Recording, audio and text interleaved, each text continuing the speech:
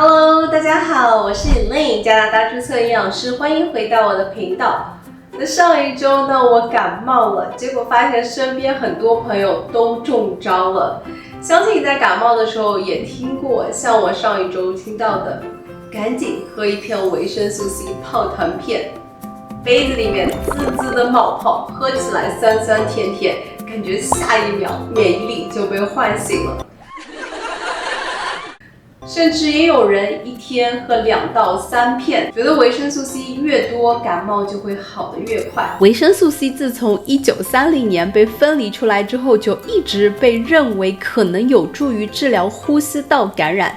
到了1970年代，諾貝爾獲得獎 Linus Pauling， 他根據一項早期的研究提出，維生素 C 可能預防並且緩解普通感冒。這就讓維生素 C 迅速的流行起來，維生素 C 也被廣泛的作為預防和治療感冒的補充劑，作為銷售和使用。但問題是，維生素 C 泡騰片可以治療感冒嗎？感冒的時候是否需要額外的補充維生素 C？ 那維生素 C 它有什麼副作用嗎？那今天我們就在這期的視頻裡面來和大家一起分享一下。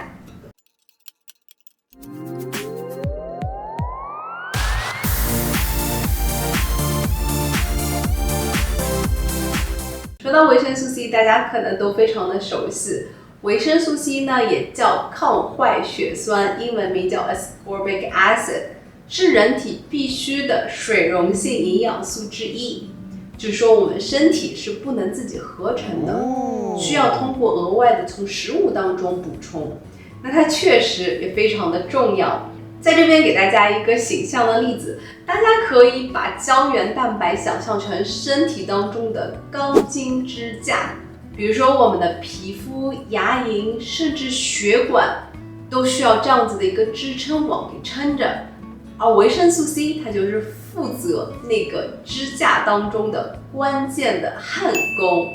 這也就是為什麼缺少維生素 C 的人呢，牙齦更加容易出血，皮膚比較容易淤青，而且傷口愈合可能也會速度放慢。那第二個維生素 C 非常重要的作用，它就是一個勤快的清潔員。我們身體代謝的時候都会產生一種自由基，那自由基會對我們身體產生細胞性的破壞。那專業術語呢，我們也會把它叫做氧化壓力。那維生素 C 呢，可以降低這些氧化給我們身體造成的傷害。所以說維生素 C 它在我們身體的正常運行當中，它是必須的營養素。接下來我們就來聊一下維生素 C 它是否能夠預防感冒，而且能夠縮短感冒的時間呢？接下來我們就來看一些研究數據是如何說話的。研究表明，如果每天補充200毫克以上的維生素 C， 並不能明顯減少感冒發生率。也就是說，不是因為你每天喝維生素 C 泡騰片就一定更不容易感冒，但是它可能會讓感冒的時間和嚴重程度降低一些。所以說普通人規律的補充維生素 C 並不能減少感冒次数。那這篇研究論文的作者呢，也不支持大家為了預防感冒而常規補充。數據顯明，規律補充維生素 C， 成人感冒持續的時間平均可以縮短大約 8%， 也就是相當於如果我們原本感冒7天，縮短 8%， 大約就是在半天左右。但是問題來了，如果像我上一周我已經感冒了，這個時候再去猛灌維生素 C 的話，研究表明它並不能影響感冒的時長，也不能減緩症狀。這裡有一個例外，比較有意思的就是研究發現，對於一些短時間內要承受非常高强度壓力的人，比如說運動員、士兵，維生素 C 確實可以明顯的降低感冒的發生率，大約降低了1半。在感冒已經來了，想用泡騰片把感冒壓下去，那這個期待值有一點太高了。所以簡而言之，我們可以這樣理解，維生素 C 是非常必要的營養素之一，我們在每天飲食裡面都是需要足夠做到補充的，它对我們長期的營養支持着一個非常重要的作用，但它並不是一個感冒後的急救藥。那接下來一個問題就是維生素 C 泡腾片它會有副作用嗎？維生素 C 本身它是一個水溶性的，也就是說吃多了我們身体會把它排出去。沒有事嗎？確實維生素 C 不像某些脂溶性的維生素一樣那麼容易在我們體內大量的堆積。你是不是也覺得維生素 C 吃的越多，身體吸收的越多呢？其實不是，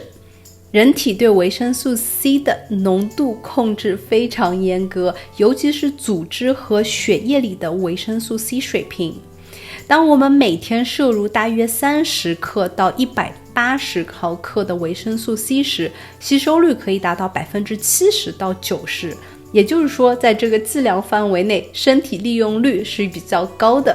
通常來說，一片維生素 C 是在1000毫克。但是你是否知道，當你一次性攝入超過1克，也就是1000毫克的時候，吸收率反而會下降到50%以下。那多出來的維生素 C 呢，并不會全部留在身體裡面，最終會通過尿液排出去。所以維生素 C 并不是吃的越多越好。如果維生素 C 補充過多的話，最常見的一個現象就是腸胃道的不舒服，比如說有些人會感覺到腹瀉、噁心、胃痛、反酸。那第二點要注意的呢，就是腎結石的風險。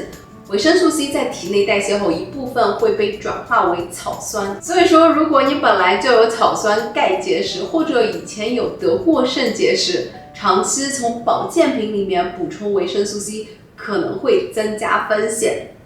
所以說通常我們會鼓勵客戶在飲食裡面達到足夠的維生素 C， 而不是通過保健品的方法。那最後呢，我们來總結一下，維生素 C 非常的重要，但它不是感冒藥。第二，長期規律的補充維生素 C 可以讓感冒時間短一些，症狀也稍微輕一些，但是效果有限。第三呢，就是如果已經感冒以後開始喝維生素 C， 那它不會讓我們立馬的好起來。那第四點呢，就是維生素 C 大部分是1000毫克的，也建議大家不要去過度的食用。維生素 C 泡騰片它也有它自己的副作用，比如說像是腸胃不適、結石的風險。最後總結一句話，就是維生素 C 泡騰片它不是完全沒有用，但是也沒有想象當中那麼的神奇。